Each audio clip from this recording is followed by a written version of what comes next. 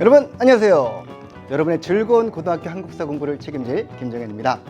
이미 방학 때부터 보신 친구들도 있을 것 같고 또 오늘 처음 만나는 친구도 있을 것 같은데 다시 한번 반갑게 인사를 하면서 우리 1년 동안 앞으로 어떻게 공부할지를 같이 한번 하나하나 만들어 나가도록 해보도록 하죠. 일단 오늘 첫 시험 보느라고 정말 고생 많으셨습니다.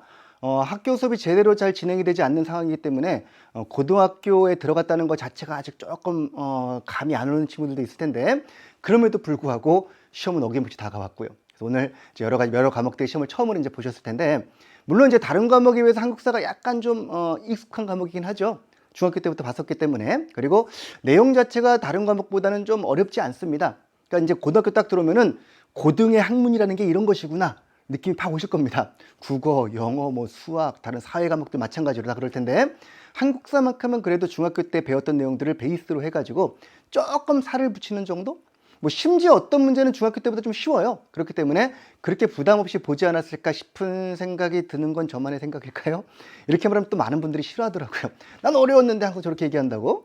하지만 이제 좀 편한 마음으로 공부하자는 취지로 드린 말씀이었고요. 어쨌든 뭐 고생 많으셨습니다. 그 20문제를 가지고 이제 앞으로 이렇게 공부하면 되겠구나라는 가닥을 잡는 그런 시험이 됐으면 좋겠어요.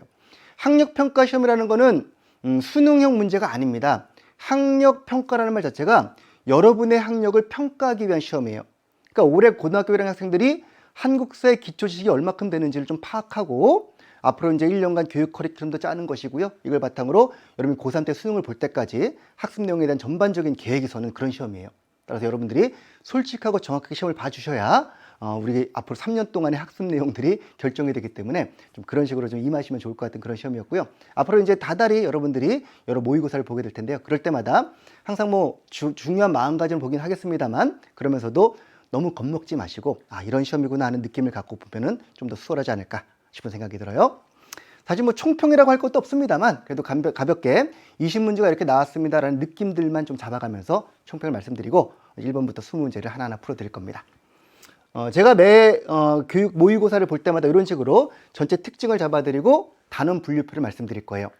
이걸 해드리는 이유는 역시 마찬가지로 여러분의 학습 내용들 성과를 점검하고 앞으로의 계획을 세우라는 것이지 뭐 이게 어려운 중이니 상이 이런 것들에 너무 이제 무게를 두거나 나 4개 맞았어 뭐 12개 맞았어 이런 거 가지고 너무 일희일비하지 않으셨으면 좋겠습니다. 아시겠죠? 일단 첫 시험이었던 만큼 그렇게 어렵진 않은 문제였습니다. 중학교 내용을 바탕으로 해서 충분히 풀 수 있는 문제들이었고요. 난이도는 제가 중이라고 했습니다만 요게 만약에 고3 수능이다 그러면 이건 하예요. 하도 저 아래 합니다. 되게 쉬운 문제였어요. 다만 여러분의 현재 학습 상태를 고려해서 제가 중이라고 써드린 겁니다. 이 정도 수준이기 때문에 뭐 30점에서 40점 정도면은 괜찮게 본 정도, 그 이상이면 잘한 정도라고 보시고 약간 그 정도가 안 된다면은 이제 앞으로 분발하시면서 공부하시면 되겠죠.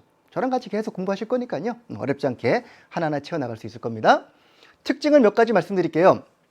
여러분의 고등학교 한국사 교과서는요. 전근대와 근현대 비중이 단원 비중이 딱 5대5입니다. 전근대 파트 2단원, 근현대 파트 2단원 5대5로 되어 있는데 그 딱 맞게끔 문제가 20문제 가운데서 전근대사가 10문제, 근현대사가 10문제가 나왔습니다. 정확한 비중이고요. 그리고 정치사보다는 사회, 경제, 문화 비중이 약간 높았다는 게 이번 시험의 특징일 수 있을 것 같아요. 이 얘기는 뭐냐면은 그냥 전체적인 큰 흐름을 묻는 문제도 있습니다만 세부적인 사람들의 삶의 모습을 살피는 사회적으로 어떻게 살았을까? 신분은 뭐가 있었으며 뭐 경제는 뭐가 있었으며 특히 문화활동은 뭐가 있었지 이런 것들 일상생활 관련된 내용들이 많이 비중이 좀 높아졌구나라는 겁니다. 높아졌다기보다는 이건 이번 시험만의 특징일 수 있기 때문에 이번 시험이 그랬습니다라는 정도의 특징만 잡고 가겠습니다. 그리고 첫 시험인 만큼 사실 확인 위주의 문제가 많습니다. 단답형 문제는 마찬가지인 거죠. 정답은 4.19 혁명, 정답은 별무반 이런 식으로 단답형 문제였기 때문에 기본적인 팩트 체크용 문제가 많기 때문에 난이도를 제가 어렵지 않다고 본 이유예요. 이런 정도의 약간 느낌을 보시고 이제 앞으로 다양한 시험을 보시면서 여러 가지 특징들이 이렇게 변해가는구나 이런 건 이런 문제구나라고 좀 파악해가는 계기가 되었으면 좋겠어요. 단원 비중은 이렇게 나왔습니다. 선사, 고대, 고려, 조선. 앞으로 제가 이 분류표를 늘 만들어 드릴 겁니다. 정치, 경제사회, 문화 나누고 선사, 고대, 고려, 조선까지가 전근대 파트. 그리고 근대, 독립운동기, 현대 파트가 근현대 파트 되었는데 비중이 대략 이 정도 나왔구나. 그러니까 번호 숫자입니다. 1번, 9번, 6번, 3번, 7번 이런 식이에요. 그러니까 제가 문제 해설해 드릴 때 각 문제를 보시면서 이 문제가 이런 파트의 문제구나라는 거를 좀 파악할 수 있는 근거 정도로 보시면 좋을 것 같습니다.